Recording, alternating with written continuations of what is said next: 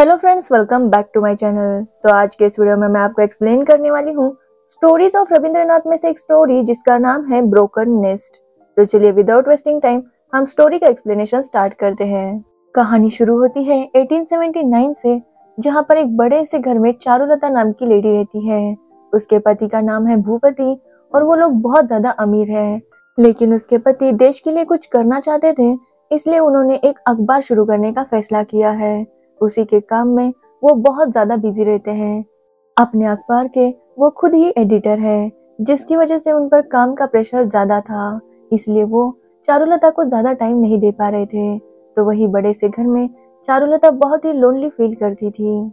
इसलिए भूपति ने चारू के भाई और भाभी को यहीं पर रहने के लिए बुला लिया था, जिससे चारू का मन भी लगा रहेगा और प्रेस के अकाउंट संभालने में चारू का भाई हेल्प भी करेगा। ये सोचकर वो उन दोनों को यहीं पर बुला लेता है। लेकिन चारू की भाभी और चारू की इतनी ज्यादा नहीं जमती। तभी वहां पर एक दिन चारू का देवर उनसे मिलने आता है। वो नजदीक ही कहीं रहता था, लेकिन आज उसे खाना खाने का मन हो रहा था, वो भी चारू के हाथ का। वो एक मछली पकड़ के लाता है और चारू को खाना बनाने के लिए कहता है। और चारू भी अमल को मना नहीं कर पाती। अमल का बिहेवियर बहुत ज्यादा चाइल्डिश था, जिसकी वजह से चारू को उससे बात करने में बहुत अच्छा लगता था। वो अमल और उसके दोस्तों के लिए खाना बना देती है। जिसके बाद अमल अपने भाई भूपति से मिलने जाता है। भूपति उसे पढ़ाई के बारे में पूछता है, तो अमल का मन पढ़ाई में बिल्कुल नहीं लगता था। उसे संगीत का बहुत ज्यादा शौक था, लेकिन भूपति चाहता है कि वो अपना लॉ का कोर्स कंप्लीट करे। लेकिन अमल का इंटरेस्ट तो सिर्फ संगीत में ही था। भूपति को वो बताता है कि उसके घर मालिक ने उसे बाहर निकाल दिया, क्योंकि वो सुबह सुबह उठ के गाना गाया करता था। इसकी वजह से उसके घर मालिक को परेशानी होने लगी थी, इसलिए अब उसे नया घर ढूंढना है। भूपति ये सुनकर उसे कहता है कि वो यही आकर उनके साथ रहे। क्योंकि चारुलता को भी संगीत सीखना था, तो अमल खुद भी प्रैक्टिस करेगा और चारुलता को भी संगीत सिखाएगा। इसलिए भूपति उसे यहीं पर रहने के लिए बुलाता है। अमल को भी आइडिया अच्छा लगता है। वो जाकर चारू को बताता है कि वो यहीं पर रहने वाला है और आज से वो उसका टीचर है। उन दोनों का रिलेशन काफी ज्यादा मजाक मस्ती वाला था। अमल उसे बताता है कि उसे उसका रूम कैसा डेकोरेट किया हुआ चाहिए। अमल के जाने के बाद चारू खुद उसका कमरा सजाती है। अमल जब सामान लेकर आता है, तो वो अपना कमरा देखकर खुश हो जाता है, लेकिन चारू उसे नहीं बताती कि उसने खुद कमरा सजाया था। अब अमल चारू को संगीत सिखाना स्टार्ट करता है, लेकिन चारू की भाभी अमल को ज्यादा पसंद नहीं करती थी। अब चारू और अमल हमेशा साथ साथ रहते, वो काफी ज्यादा बातें किया करते थे। तो वही भूपति का पेपर अच्छे से नहीं चल रहा था। ऊपर से चारू का भाई प्रेस में बहुत ज्यादा खर्चा करवा रहा था। भूपति का कहना था कि जैसे बिक्री बढ़ेगी उसके बाद वो लोग खर्चा करेंगे। लेकिन चारू का भाई उससे कहता है कि वो बस एडिटिंग संभाले, अखबार कैसे बेचना है और बिजनेस कैसे बढ़ाना है ये सब वो देख लेगा। एक दिन अमल चारू को बताता है कि उसे गाना लिखने का भी बहुत शौक है। उसने एक गाना लिखा है, लेकिन वो अभी तक पूरी तरह से कंप्लीट नहीं हुआ। चारू उसे कहती है वो गाना सुनाए। अमल पहले तो हिचकिचा रहा था, लेकिन चारू के जिद करने पर वो गाना सुनाने लगता है। चारू को उसका गाना बहुत ज्यादा पसंद आता है और वो उसे जल्द से जल्द कंप्लीट करने के लिए कहती है। अमल भी बहुत खुश था, क्योंकि चारू को उसका गाना पसंद आ गया था। 2 दिन बाद चारू फिर से उसे याद दिलाती है कि उसे गाना कंप्लीट करना है, जिसके बाद अमल अपना गाना कंप्लीट कर लेता है। वो चारू को सुनाता है और कहता है कि ये गाना खास उसने उसके लिए लिखा है। चारू भी इस बात से बहुत खुश हो जाती है। अगले दिन अमल आकर सबको बताता है कि 8 बजे सब लोग रेडियो सुनेगा। चारू भी 8 बजे रेडियो लगाती है, तो वही गाना था जो अमल ने उसे सुनाया था। चारू गाना सुन के अमल से बात करना बंद कर देती है, क्योंकि अमल ने उससे कहा था कि ये गाना सिर्फ चारू के लिए है, लेकिन उसने ये गाना रेडियो पर गाया। इसलिए चारू अमल से गुस्सा थी, वो उससे बात भी नहीं कर रही थी। अब चारू खुद ही गाना लिखना स्टार्ट कर देती है। उसका गाना जब कंप्लीट हो जाता है, तो वो उस गाने को भूपति को सुनाना चाहती थी, लेकिन भूपति इतना थक कर आया था कि गाना सुनने से पहले ही वो सो जाता है। इससे चारू बहुत हर्ट होती है। तो वही अमल और चारू की भाभी बातें कर रहे थे, ये देखकर चारू को जलस फील होता है। जिसके बाद वो अमल को अपना गाना सुना देती है। अमल उसका गाना सुनकर काफी उसकी तारीफ करता है, जिससे चारू को बहुत अच्छा लगता है। अमल चाहता है कि चारू अब रेडियो पर भी गाए। वो इस बात की परमिशन लेने के लिए भूपति के पास जाता है। तब वो देखता है भूपति चारू के भाई को बहुत से पैसे दे रहा था। चारू का भाई जब वहां से चला जाता है, तो अमल भूपति से कहता है कि उसे हिसाब किताब खुद रखना होगा, इस तरह आंख बंद करके किसी पर भी भरोसा नहीं करना चाहिए। लेकिन भूपति कहता है कि वो चारू का भाई है, इसलिए उसे उस पर पूरा विश्वास है। जिसके बाद अमल भूपति को बताता है कि चारू बहुत अच्छा गाना गाती है और उसे रेडियो पर गाना चाहिए। भूपति भी ये सुनकर खुश हो जाता है। उसे लगता है कि चारू को ये सब कुछ ट्राई करना चाहिए। अमल इस बात की परमिशन लेकर चारू को इस बारे में बताने जाता है, लेकिन चारू इस बात के लिए मना कर देती है। उसका कहना था कि उसे अपना टैलेंट सिर्फ अपने तक ही सीमित रखना है। भूपति जब घर आता है तो अमल के लिए एक रिश्ता आया था। भूपति अमल से कहता है कि अमल का होने वाला ससुर उसे इंग्लैंड भेजना चाहता है लॉ की पढ़ाई के लिए, और उसकी पढ़ाई होने के बाद उसकी बेटी के साथ उसकी शादी हो जाएगी। लेकिन अमल शादी के लिए मना कर देता है, क्योंकि वो जानता है कि उससे लॉ की पढ़ाई नहीं होगी। कैसे तो करके वो पास होता है, लेकिन बाहर जाकर लॉ की पढ़ाई करना उससे नहीं हो पाएगा। उसे अपने संगीत पर ही ध्यान देना है। ऐसे ही कुछ वक्त बीत जाता है और चारू और अमल का रिश्ता और ज्यादा गहरा होने लगता है। भूपति अब नोटिस कर रहा था कि चारू अब पहले की तरह उसका ध्यान नहीं रखती, तो वही चारू की भाभी भी उन दोनों के रिलेशन को बहुत ही अच्छे से नोटिस कर रही थी।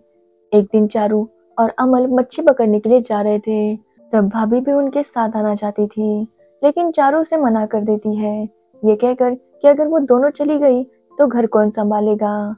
भाभी चारू के भाई को चारू और अमल के बारे में बताने लगती है, लेकिन चारू का भाई कहता है कि वो इस बात पर ध्यान न दे, बल्कि उसे अपने पति के लिए एक झूठ बोलना होगा। जब सब लोग खाना खा रहे थे तो चारू की भाभी बता देती है कि अमल और चारू आज दोपहर को मछली पकड़ने के लिए गए थे, लेकिन भूपति इस बात पर ज्यादा ध्यान नहीं देता। चारू की भाभी बताती है कि उसकी माँ की तबीयत खराब हो गई है, इसलिए उसे और चारू के भाई को उनके गांव जाना होगा। वो चारू को इस बारे में बताना चाहती थी, लेकिन चारू के पास आजकल टाइम ही नहीं है। चारू समझ जाती है कि भाभी किस ओर इशारा कर रही है। जिसके बाद चारू के भाई और भाभी अपने गांव चले जाते हैं। उनके जाने के बाद सारे लेनदार भूपति के पास पैसे मांगने के लिए आते हैं। तब भूपति को पता चलता है कि चारू के भाई ने किसी के भी पैसे नहीं दिए थे और अब वो सारे पैसे लेकर भाग गया था। लेनदार भूपति को 2 दिनों का समय देते हैं। अगर 2 दिनों में उसने सारे पैसे नहीं दिए तो वो पुलिस केस करने वाले थे। भूपति जब घर आता है तो वो बहुत ज्यादा नाराज था। वो अमल को सब कुछ सच बता देता है।